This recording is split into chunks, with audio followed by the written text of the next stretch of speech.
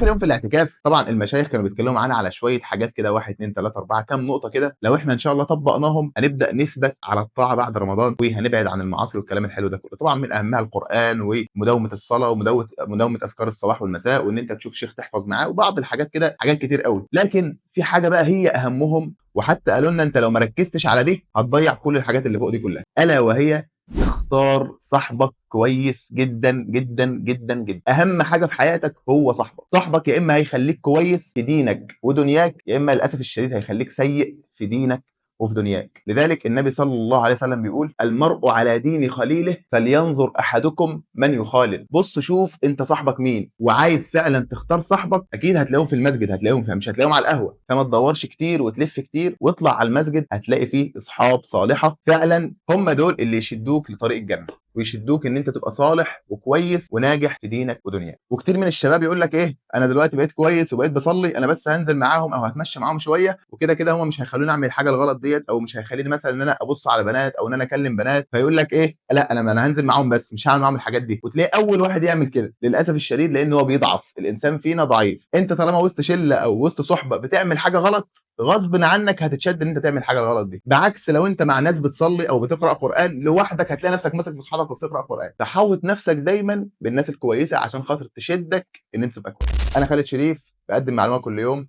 لايك وفولو، واستنى معلومات بكره. سلام. حاسه مش معدوله ليه؟ تفضل ايه انت طالما وسط حتى لو انت مش عايز تقرا، ايه الدبان ده، ايه اللي جابه هنا دلوقتي؟ ايه انت عايز تقول لهم؟ عايز تقول الله حلو. ماشي حلو، نختم بيها يعني. ماشي. انت قلت ان هو بتاع الرسول تاني عشان مش كاتب هلجلج. الدبان ده جه منين؟ ما كانش موجود. لو صاحبك ده كويس هياخدك تروح تحفظ قرآن مع بعض، هياخدك تروح مثلا مسجد تسلط. ايوه هي الحته دي.